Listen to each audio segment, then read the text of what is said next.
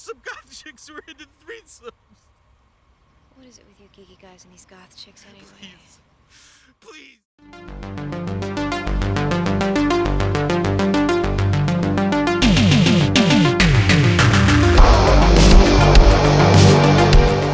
Directed and written by Sebastian Gutierrez, we are talking Rise Blood Hunter from 2007.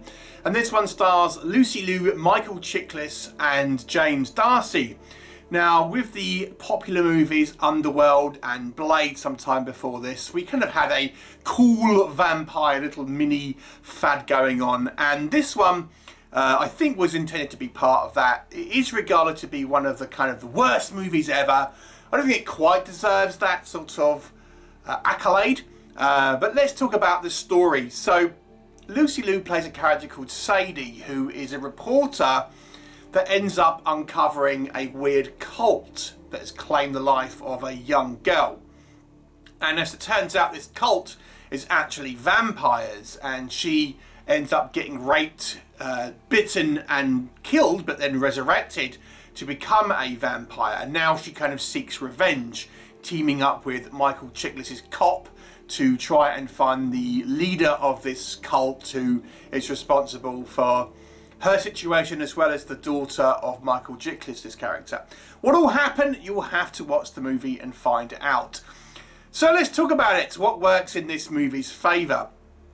So this is a rare kind of horror film for Lucy Liu, and she's quite watchable, I have to say, and makes for a sort of cool lead. You know, she's kind of, there's some pretty decent sort of named actors in this. Obviously, you've got a few that I've mentioned there, but you've got, you know, Robert Forrester ends up with a small role. There's a couple of other kind of like character actors who you'll see. So you've got a recognisable cast of maybe not mega known actors, but certainly capable actors here. So there's there's some reasonable sorts of work done in regard to the kind of the acting department when you consider this is somewhat of a kind of a cheesy action horror film.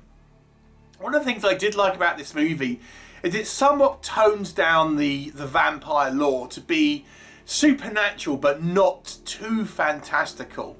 So our vampires are undead, they are resurrected, they don't cast shadows.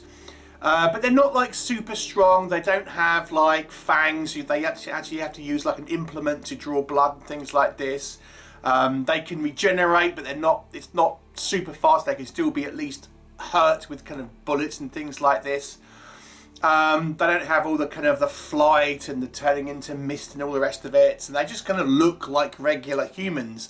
So they kind of play down the vampire lore to a degree to try and make it more grounded to a large point, and I think it does make for some interesting sort of kind of subtext in regards to what's actually kind of going on, be it, you know, this is what it's like to be in a cult and things like this, and just the way that it tried to have more of a grounded take on the vampires but still having some kind of fantastical elements. So you know, you can kind of, it's halfway there through being believable and fantastical to a degree. So that I sort of quite liked. I quite enjoyed the kind of the interplay between Michael Chiklis and Lucy Liu's characters. I mean, they don't really meet up until relatively late in the film, if I'm honest. But once they do, you know, I thought they actually had quite a sort of a decent sort of chemistry here. And the movie actually kind of, it has a, without being explicit on screen, you know, we learn that, for example, James D'Arcy's the kind of head vampire. He effectively bites, kills, and then rapes his victims. So it has some sort of certainly adult themes without necessarily being too explicit on screen. You know, and it makes for somewhat of an intriguing mystery. And the movie does try and do something with its the way it tells its narrative in regards to a non-linear fashion. So a variety of flashbacks and stuff to try and, you know, keep you guessing about the circumstances of what's got Lucy Liu here. As we learn through the movie, we get various kind of flashbacks. It also means it breaks up the kind of the locations and stuff to have a little bit more, you know, context in regards to the film, and a little bit more things that are going on screen, which leads me to what doesn't work, because I feel the problem is with this movie is that the actual plot of it is really not a huge amount of plot. It's Lucy Liu gets turned into a vampire and then seeks revenge on the person that turned into a vampire, and that's basically it. And so what I feel the movie has done is it's had this kind of origin story before the she actually gets turned into a vampire, but rather than telling it in a linear fashion, they've interspliced the kind of the origin story, her investigating as a reporter, into the actual kind of the main plot. So it keeps on going backwards and forwards. And I think that was done to try and make the plot seem a little bit more intricate than it actually is, because it is very much just this person turned me a vampire, I'm going to get revenge, and that's it. So to have a little bit more sort of going on in the movie, they've kind of mixed in the pre-vampire kind of story in the kind of the main plot. And I understand the reasons for doing that, but it makes the film feel very disjointed. And it's, you know, there's so many flashbacks. There's also a few kind of dream sequences and things, and hallucinations, and you know, you're constantly kind of going backwards and forwards in the kind of a non-linear fashion for quite long scenes in the kind of like flashbacks and things. And you can kind of get lost in where it's all going, and the narrative flow just seems to kind of get lost. So it's a little bit choppy in regards to its kind of storytelling, and I think probably the intention, I mean, I don't know if this was always the intention to have it like this. I suspect it wasn't.